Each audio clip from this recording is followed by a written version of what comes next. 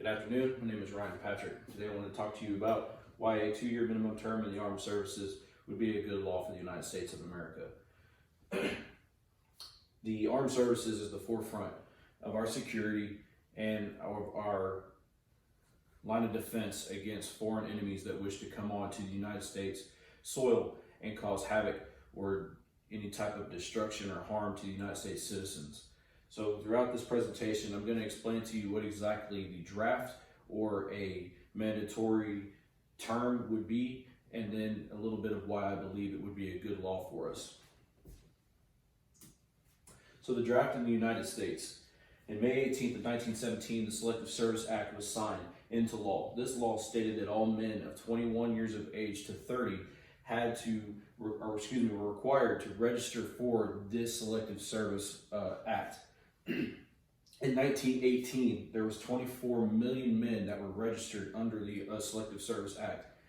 2.8 million were drafted to fight in World War I. In September of 1940, the first peacetime draft was actually presented and enacted. This means that even though we were at peacetime, we were still making men actually join the military and use them to be able to grow our entire United States military force. Therefore, if a war was to actually happen, we would be prepared for that. Once the U.S. actually entered World War II, the age was dropped from 21 to 18 years of age. The last U.S. draft was actually in place during the Vietnam War era.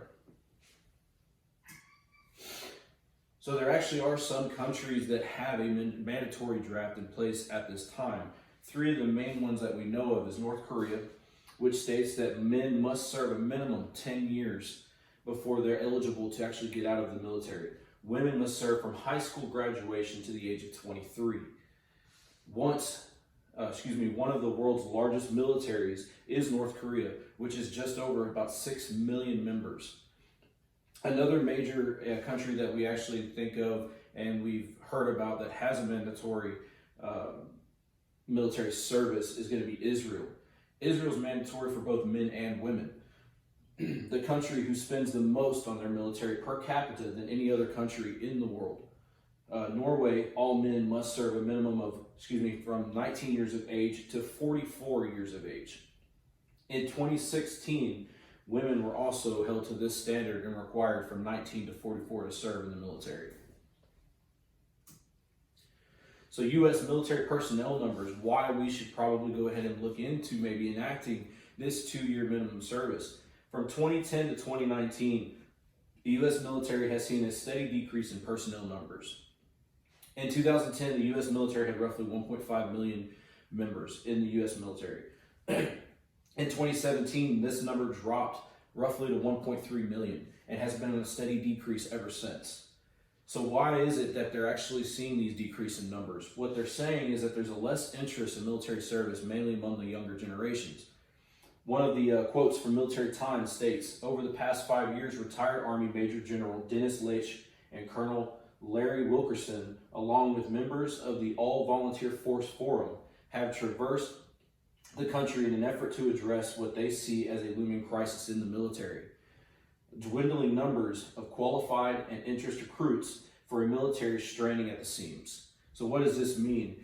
Mainly what we're seeing that individuals that are trying to actually join the military are, one, not qualified, whether it be because of physical standards, they cannot pass a physical readiness test or a PT test, and they're just plain out not interested.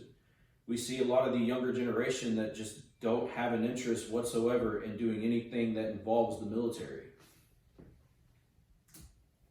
So why make this service mandatory? 1, it enhances the security. Facing enormous threats that are out in the world, this requires a larger military force on the home front. It promotes national unity, allows citizens to train together, become part of a team together, sharing the experience of service together. It's higher levels of government participation, which means now the public, and since we've been involved in this service mentality, we see the ins and outs of what goes on within the military and within our country. This allows us to be more aware of government decisions that could affect our military presence our military personnel numbers, or even just in general, our government elections. It allows us to see what the government's doing and have more of a voice in that. And this also provides useful skills, teamwork, responsibility, initiative, stress management, diversity, and global awareness, just to name a few. Promotes equality among citizens. No one is exempt from facing the wars or from being a part of this military. Therefore, celebrities, rich businessmen and women, or even the working class are all going to be held to the same standard and be required to give this exact same service. So what would this law actually state?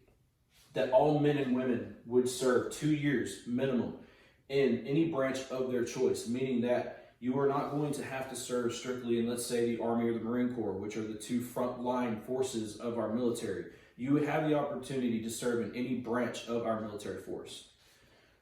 Any MOS or military occupational specialty can be chosen if you're qualified, meaning you don't have to join and strictly be in the infantry. If you want to be a cook, if you wanted to be IT, a boiler maker, anything of that nature, anything that you would want to do, you would actually be, if qualified, eligible to join that profession. And then you'd be eligible for ETS, or expiration term of service, after 2 years.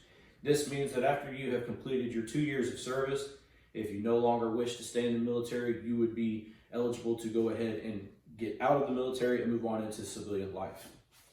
All benefits would be granted to those including education, VA enrollment, insurance, and housing.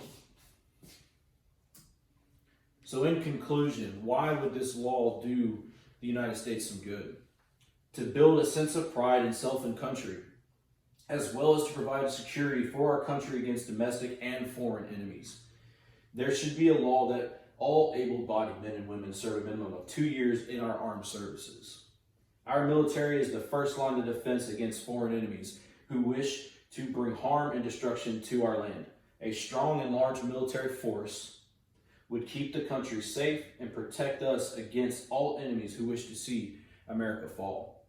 Thank you.